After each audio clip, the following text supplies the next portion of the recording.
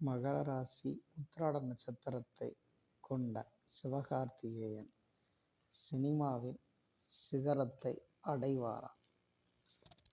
பொதுவாக 7.5 சனி காலத்தில் அவருக்கு பலவிதமான போராட்டங்களை மட்டுமே தந்திருக்கிறது. கடந்த 7 வருடங்களாக அவருடைய வாழ்க்கை எடுத்து பார்த்தால் ஒவ்வொரு விதமான பிரச்சனைகள், நோயால் அவதிப்பட்டிருக்கிறார். அது வெளியில் தெரியவில்லை. எதிரிகளால் கடுமையாக பாதிக்கப்பட்டிருக்கிறார். அவருடைய ஒவ்வொரு திரைப்படங்களும் வரும் பொழுதும் ஒரு பிரச்சனையில் மாட்டிக்கொள்ளும். அதை தாண்டி அந்த படம் ரிலீஸ் ஆகக்கூடிய சூழ்நிலையே ஏற்பட்டது. அடுத்ததாக பார்த்தால் கடன், வீண் கடன், அதாவது தனக்காக செலவழித்து கொண்டு கடனாவது ஒரு விதம், பிறருக்காக பொறுப்பேற்று கொண்டு கடன்படுவது இரண்டாவது ரகம். இவருக்கு பிறருக்காக தன்னுடைய படங்கள் ரிலீஸ் ஆக வேண்டும் என்பதற்காக கடனாளியாக கூடிய சூழ்நிலைகளை அது கொடுத்தது. அப்போ நோய், எதிரி, கடன் ஆகிய 3ஐயும் அவருக்கு கொடுத்து விட்டது. பொதுவாக 7.5 சனி என்றாலே முதலில் குடும்பத்தில் பிரச்சனைகள், பிரிவுகள் ஏற்படுத்தும். ஒருவருக்கொருவர் மனஸ்தாபப்படக்கூடிய சூழ்நிலைகள் குடும்பத்திற்கு ஏற்படுத்தும். அவ்வாறாகவே அவருடைய குடும்பத்திலும் வீண் பிரச்சனைகளை உண்டாக்கியது.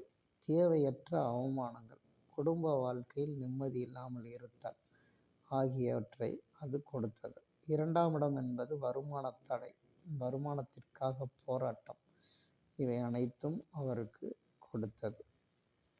பூர்வ புண்ணிய பலத்தாலும் இவருக்கு நடக்கின்ற திசா புத்திகளால் மட்டுமே இந்த 7.5 சனியிலிருந்து அவ்வப்போது தப்பித்து வந்தார். இந்த சூழ்நிலையில் இவருக்கு ஒரு மிகப்பெரிய வெற்றியையும் கொடுக்கிறது.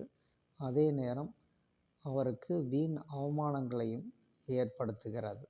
அது என்ன அவமானம் என்று உங்களுக்கே தெரியும்.